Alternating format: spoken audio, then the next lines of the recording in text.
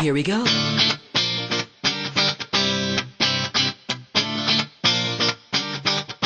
Let me lift you up. We'll go right to the top. Let the sun come up. Together we can fly. All our hearts collide. Stay here by my side. I say we jump, we fly, we reach out to the sky. And it goes on and on and on and on and on. And we go on and on and on and on. And it goes on and on and on and on and on. And we go on and on and on and on. We're gonna fly high, be alive. Yeah. We're gonna fly high, be alive. We're gonna fly high, be alive.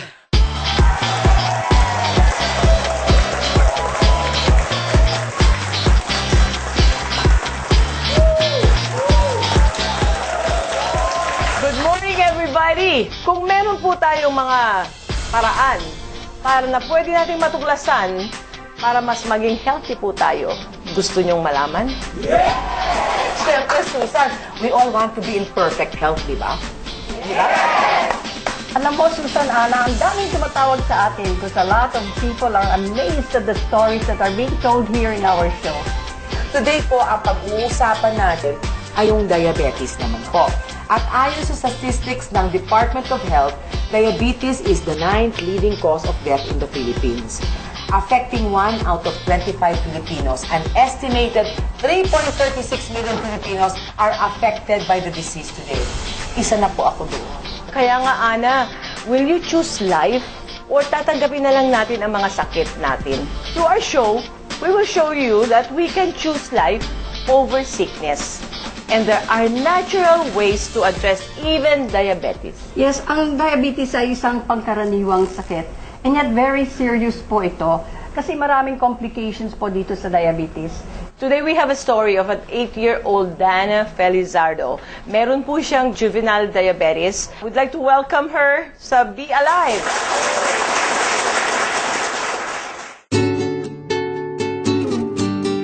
My name is Dana Jemima. We found out that she had diabetes when she was 5.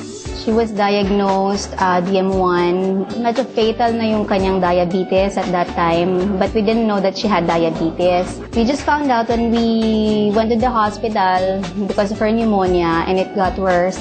And then from that time, the diabetes came out. From then on, it had been hard for the family because she had to take insulin twice a day, 1 in the morning and 10 units in the evening. Since she had diabetes, we have been monitoring her sugar. We've had less sleep in the night because we have to make sure that she's not hypo. One time, around 2 in the morning, we all woke up with a scream. We couldn't understand her. She's just like screaming as if she was like in a nightmare stage. And then we were trying to wake her up, but she couldn't wake up. And then we checked her sugar. It was really below. It was at 20. It was like fatal. We thought we're about to lose her because she's not waking up. And when the screaming stopped, she was like a vegetable already. We took up a glass of water, put some honey, and mix it. And we tried her to sip it, even though she's having a hard time sipping it. We were able to manage doing it. And then we checked the sugar again. Eventually, the sugar came up, but it was like the worst 5 to 10 minutes of our life. We thought that we're gonna lose her at that point. About 3 months ago, we were introduced to Flaminine. We were advised for her to take 2 caps a day. And since then, we were getting good blood sugar readings. When she used the Laminine, she started getting muscles. She was more alive, more focused even in her studies. We were getting less hypoglycemic stages, so that's the best part of it. My daughter has juvenile diabetes, and what scares us, eventually, when she gets older, her organs might deteriorate. I'm already doing fine. I can concentrate now in school. I'm not fainting anymore, and I'm feeling good since Mommy gave me lemon.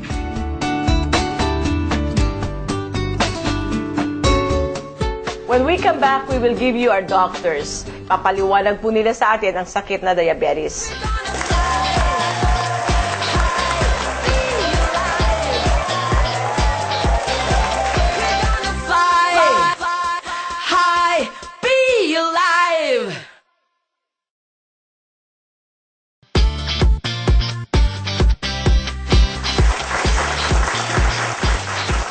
Welcome, doctors. Today we have Dr. Lito Fruto, an integrative medicine, and of course, Dr. Ria Magalona, right? Yes, from And Cotabato. from Cotabato. Yes, welcome to Be Alive. All right, Dr. Fruto, what is diabetes and why do so many people have it? Diabetes is an abnormality in the function of the pancreas. It can be a type 1 or a type 2 diabetes, but to make it very clear, diabetes actually is 90% a lifestyle disease. When we say lifestyle disease, is that you acquire it because of the kind of lifestyle that you have, especially on the way you eat your food, the way you sleep, the way you do your activity on a daily basis. Nakakamatay ho ba ang diabetes, doctor? A lot of people die because of the complications of diabetes. One example, there are a lot of people having dialysis because of diabetic nephropathy. Doctor, yun ho bang sabi nyo nakakamatay dahil sa complication? Yun bang diabetes na sakit mismo ang pumapatay o dahil nagkakaroon ng komplikasyon dahil sa mga gamot na binibigay dahil sa diabetes? Actually, it's because of diabetes, but part of it because some patients who are in the long-term use of their hypoglycemic drugs, we cannot totally rule out that it will not affect the other organs. It's a long-term kind of disease. Ano po ang mga symptoms na pwede natin, yung mga palatandaan na diabetic na pala ako? Marami pong sintomas ang diabetes. The first thing is yung presence ng sugar level sa urine. Diba? Kaya nga sasabi natin, mabuti pa yung langgam, alam na may diabetes yung tao hindi pa niya alam na may diabetes siya. Kasi pag umihi at hindi na i-flush po yan, makikita nyo nilalanggam yung pinag-ihian niya, the urine. And then of course, there are things na nanlalabo yung mata. Yung iba naman po, dahil ihi ka ng ihi, lagi ka ring uhaw. Tapos, low ang energy mo. So, yun sa mga isang sintomas ng pwede mong isipin, baka nga meron na akong diabetes. Madali kang mapagod. Pero, alam mo, Doc, Susan, nung Ikaw, ako, di ba diabetic kasi ako, ka? no? Hindi madali kang mapagod, Ana. Hindi na ngayon, nagdadamin na ako. Ano ba? Di ba? Pero actually, nung una, Susan, nalaman ko may diabetes ako, no? Pagod na pagod ako na nag-uusap tayong ganito. Maya-maya tinitignan na kita. Talaga? Inaantok ka, ganon? Actually, 680 ang sugar ko noon yung aking reading, no? Dinala ako sa ospital. Hindi ko pa nga alam na may sakit ako. Kumakanta-kanta pa ako nakasama nila Heber Bartolome. Pagbaba ko dun sa entablado, nasugatan na pala yung aking legs na ganyang kahaba na yung gas-gas, hindi ko na naramdaman. Wow. Kasi wala na akong pakiramdam, nagdanumb na ako Tapos tama yung sinabi ni doktor na inom ng tubig. Parang gusto kong ikalong yung refrigerator, dalhin sa akin kung saan ako pumupunta. Oo, grabe talaga. So, Dr. Fruto, how does Lamine help people with diabetes? Ang maganda po sa Lamine is because it has a complete amino acid including, which is the most important po dyan, is yung lysine and the tryptophan. Because the tryptophan amino acid is the one that neutralizes or regulates the functionality of the pancreas and the gastric glands. Kaya po ngayon, pagka nag-laminin kayo, ang unang-unang nire-regulate ng tryptophan o ng laminin is the functionality of the pancreas, which is the ones that shoots up insulin into the bloodstream. Susan, alam mo, Tita Maggie, yung sinasabi sa akin yung Dr. Fruto noon, kaya ako naglalaminin kasi hope ko na dumating ang araw na yung pancreas ko ay mag-function ulit. Maari bang gawin ng laminin ito? Kasi pag diabetic ka, medyo patay na yung pancreas mo, di ba, Doc? Maari ba yun? Ito po yung kagandahan. This is the reason why the product is so profound because it is a repair kit. It repairs the tissues, the cells, and eventually it repairs the organ. So, naiko-correct po in the long run, pagka marami nang naiinom, accumulated time, the tryptophan, the lysine amino acid, and the other amino acids such as the valine, the histidine, and the arginine will work together synergistically, and with the presence of the protoembryonic stage extract and the fibroblast growth factor, they work together in repairing the particular organ that is in question. And Dr. Fruto, I understand in the process of repairing, it allows the pancreas to be able to produce insulin again. Is this correct? yes, Tita Maggie. Since Lamine, as we all know, aside from being an amino acid supplement, it has fibroblast growth factor. And we know that fibroblast growth factor enhances our stem cell. So, it's not impossible that later on, your pancreas could secrete the right insulin so that lahat ng mga asukal sa katawan natin, may-utilize mismo, magagamit ng tama ng katawan natin. Kaya pala ang dami nating mga tawag, no? Yung mga diabetes sila dati, nagpapasalamat. Sabi mo, umiiyak pa. Oo, ang dami talagang naming tumatawag sa testimonials, no? Ako personally, no, I'm a legitimate diabetic, no? I'm so grateful for this. Actually, I put this to a test, yung laminine, Susan, Tita Maggie. Sabi ko, tignan nga natin kung uubra ang laminine. Sabi ko, kumain ako ng cake nung gabi, ganyan kalaki, oh. Tapos sabi ko, tignan nga natin, naglaminine ako 2. Kinabukasan ho, ang sugar ko, 95. Wow! Okay. Panoorin niyo po ang VTR of Dr. Daniel Soria. Our doctors will be back right after our break. Be alive! Be alive!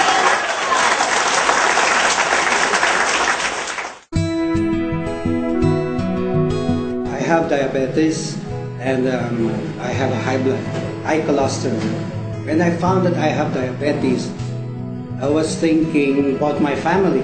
What will happen to them if something happened to me? My wife and I, we are both dentists. They say the limit of being a diabetes is around 10 to 15 years. And that's the time that they say that you're going to have the complications. Initially, I was taking oral medications.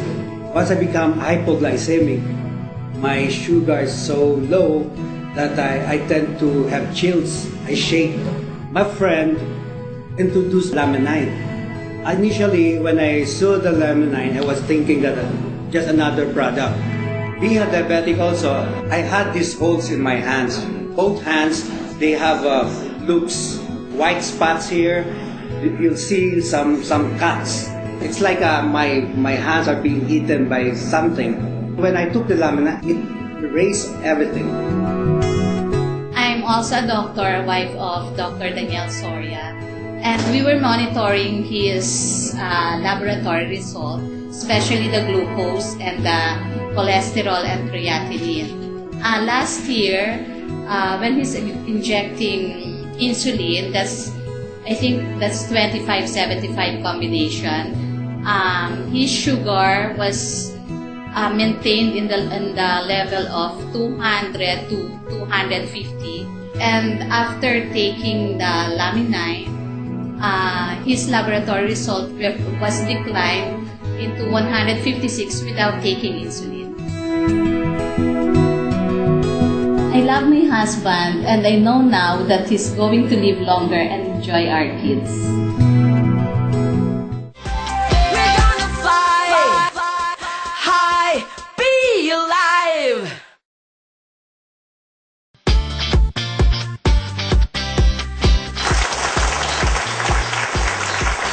Welcome back! Ano po yung pinakita sa VTR that the hands of Dr. Soria had holes? Actually, Tita Maggie, yung kay Dr. Soria, kakaiba yun kasi ang karamihan ng may diabetes, kadalasan nakikita namin sa paa, sa talampakan, tinatawag namin diabetic foot ulcer. Pero sa kanya sa kamay, kakaiba ng klase because pag may diabetes ka po, yung blood flow doon sa area na mas malayo doon sa heart mo, kasi yun ang nagpo-provide ng nutrients, nabablock na siya. So, ang nangyayari doon, yung blood flow, since na-block na siya, yung nerves niya, na-damage na kasi hindi niya nasisense na meron injury or any stimuli na magkikreate ng wound. Later on, siguro napabayaan niya na magkakos ng infection. Ganon ang kadalasan. Ganon din yung sa diabetic foot ulcer. So, Dr. Fruto, nakatulong yung laminine doon? Yeah, kasi po yung laminine, the amino acid threonine and the methionine and the amino acid tryptophans work together to heal wounds faster. So that the balance of the metabolism is quite very effective na maski yung sa imbis na foot na wound ang maaayos, nauunang maayos yun dun sa pinaka-rare na parts of the body na naapektuhan ng diabetes. So, importante po na lagi tayo nagpapacheck up at saka inoobserbahan natin ang katawan natin na kung yung may mga palatandaan na para hindi na maging grabe yung sakit natin o kaya malaman natin kung kailangan natin gawa ng paraan. No? So sa office, meron po tayong libreng Infinitus diagnostic check-up. And Dr. Fruto, kayo po yung isa sa mga doctors natin na nagbibigay yon. Pwede pong paki-explain sa mga televiewers natin kung ano po itong Infinitus na to. The Infinitus Diagnostic Scanning is a combination of your MRI, 2D echo, 3D echo, ultrasound, CT scan, X-ray, all rolled into one. It is a diagnostic scanning. So ang ginagawa po niya, binabasa po niya ang kakulangan or karamihan ng amino acid natin sa katawan. Bakit po amino acid? Kasi po ang amino acid is the building block of the immune system. Dito po sa machine na to, pag niran natin yan, i-scan po ang entire body and then po malalaman natin kung ano yung present health condition ng tao at yung darating pa na health condition sa hinaharap dahil sa kakulangan ng amino acid. How long does it take, doctor? 5 minutes. 5 minutes lang? Opo, 5 minutes and we get... Pero di ba yung the whole, 1 minute lang yun? The whole scanning is 1 minute to a minute and a half. Yeah. With the interpretation, inaabot po tayo ng mga 5 minutes. So, subukan natin. Subukan po natin. Subukan natin, Tita Maggie. Okay. Yan Akong guinea pig. Malalaman ko na ang iyong Kaliwa. sikreto. Yan. So, ang ginagawa po ng machine ngayon is binabasa po niya, nag-i-scan po siya ng entire body. Mga 1 minuto po ito. And then, ilalabas natin yung kanyang report. From head to toe, no? Opo, from head to toe. We offer free po sa ating mga televiewers, no? Basta sabihin nyo lang po na you have seen it sa show natin and then call the office and you can make an appointment. Ayan, tapos na po. Tita Maggie, pwede nyo na po siyang bitawan. 60 seconds, no? 60 seconds yan, ano? And then we save the data. And then we're gonna get the report. Ibibigay po sa inyo ang report niyan. Babasahin po ilang amino acid ang kulang. And then nandito na po yung findings kung ano yung mga problema from the cardiovascular to the cerebrovascular to the sexual function. Makakatulong ba ang laminain sa sexual function? Napakaganda po ng ginagawa niya. It's a case of Viagra. Sasabihin na naman ni Miss Ana, ba't ko tinanong? Kasi ang mga diabetic ang naapektuhan ng sexual function. Tama Opo. po, tama. Di ba, Doc? Yes, Di ba? yes. Tama ba yun? Hindi totoo yun, ha? So, eto po, si Tita Maggie is 5 out of 5. 5 ang kanyang normal na amino acid, and then 5 po yung mildly abnormal or moderately abnormal. Ibig po sabihin, mataas yung amino acid content na yon. Thank you, doctors. We really had given the audience a lot of information today, and I'm sure many will be seeing you for your diagnostic testing. And that was exciting for me. So, let's all roll over to Ana. Meron pa raw isa tayong testimonial. Yes, Susan, meron ho tayong special tanong ngayon sa ating audience, no? Si Mr. Frank Abela. Pakikwento lang po, di ba ho, diabetic ko kayo for 15 years? Ano po naman ang naging magandang resulta nung naglaminain po kayo? Ay gumanda po ang aking pakiramdam. Bumaba ang aking blood sugar. Tapos so, naging sexual din po kayo? Minsan po. So, Kuya Frank, ano po masasabi ninyo dun sa mga tagapanood natin na gusto rin po sanang itry yung laminine na may diabetes? Sana po subukan po nila na minom ng laminine. Para ang blood sugar nila ay bababa. Palakpakan ho natin po.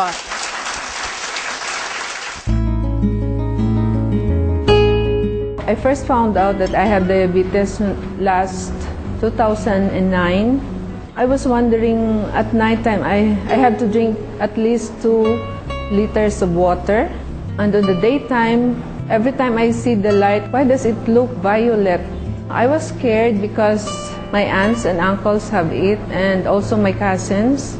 My FBS was 467. I was afraid that I'll be hospitalized because it was too high for my age. Since my daughter is a nurse, she's so afraid for me because she knows the effects on my body.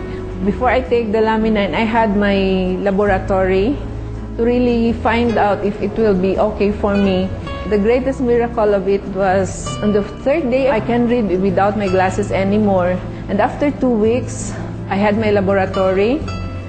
My cholesterol was 315 and now it was 157. And wow, it's really great to see the result. My blood sugar also went down and I feel energized. I can sleep well. Before Lamine, I was always angry with my kids. I have low patience. I easily get irritated. But after taking Lamine, I feel I'm always happy. I've lost 12 pounds without effort. One night, my son told me, Mama, did you put on blush on at 10 in the night? Why should I put on blush on when I'm going to sleep? Ma, you have blush on. And when I look at the mirror, I was blushing. She told me, Ma, you look younger. When I saw the mirror, it was really true. I thank Lamine for changing my life. We're gonna fly high, be alive. Be alive! Be alive. Be alive! Be alive. Be alive! Be alive! Be alive. Be alive. Be alive! Be alive. Be alive! Be alive. Be alive. Be alive. Be alive. Be alive. Be alive.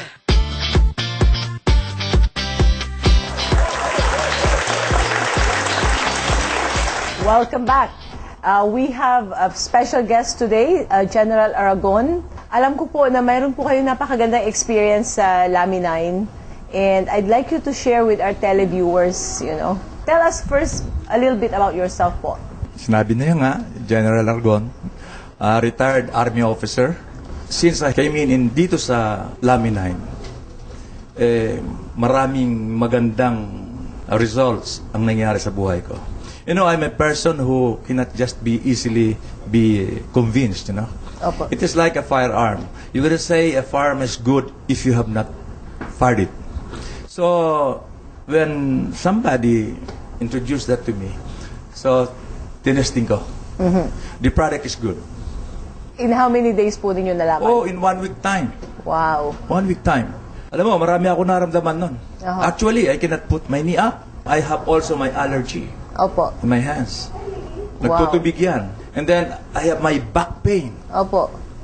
And what is amazing here is, alam mo naman yung lalaki. Opo. Yung libido na increase yan. Yan ang bonus. Good. It's really good. I like it because I have tested it. Opo. I have been conducting a research on what kind of organization I'm in now. Opo. So, sabi ko, maganda ito. May business plan ka palang maganda sa mga Laminers mo. And what is more important here is, maganda rin yung compensation plan nyo. Actually talaga, Susan, isinare ko ito, hindi lang sa mga kapwa ko, mga general, sa mga officers, line officers, at saka mga enlisted man. So, ano po ang feedback sa mga kaibigan nyo? Ay, napakaganda po ng mga results nung binibigyan ko nung nag-order. Architect, officers, generals, sabi niya, napakaganda raw ng Lamine. Wow! General, meron kayong isang officer din na binigyan nyo na yung wife niya. May stroke siya, Opo. pagkatapos may cancer pa siya. Wow. And naglalakad siya. Opo. Nakita ng asawa ko, sabi niya, Ma'am, nagbibilang na lang ako ng araw. Oh. I don't know when to leave this world. Oh. And then she remembered na, oh ma'am, na ano pala ito, may ini-introduce pala si General Aragon, may tinitake siya. Opo. Pwede bang subukan? Opo. So kinausap ako ng asawa ko, binigyan ko siya. Opo. And papasalamat ako sa Diyos. At in 1 week's time, nag-3-3 siya, nag-mega dose siya, sinasabi niyong as Opo. recommended. Opo. In 1 week's time, umuwi na sa Iloilo, nagkikikwento na siya. Wow. And pinakita sa akin yung x-ray niya, ganito yung laman niya sa loob dito. Opo. Nung pinakita ang another x-ray after taking Lamine, maliit na lang. Wow. Ang advocacy ko po na gusto ko mong i-share sa iyo, katulad ng sabi ko, is let's share this to all the military and touch their lives. I assure Samahan you niyo ako doon, ha? to all the viewers here, yung nandyan sa labas, and to all my co-officers and other and my friends, I have experienced, a wonderful experience really dito sa Lamini na ito. I encourage you to join this group of Lamininers. And not only join, but take it yourself for you to improve your health. This is the first of its kind in the Philippines, and we thank Susan Barlett for bringing it to the Philippines. We thank God for bringing her into the Philippines. Napakaganda po nito. Maraming matutulungan na may mga sakit. Okay! Yes! Maraming salamat po, General, for joining me to share your experiences and also for our future war against disease. Salamat po. Thank you very much din sa pag-imbita mo sa akin. Na naman po yung ating oras, Susan, Tita Maggie. I to know. si Dana, yung ating panauhin for this episode. Hi, Dana. Hi, Dana. Hello. Hi. So, mabuhay po kayong lahat and be alive! Be alive!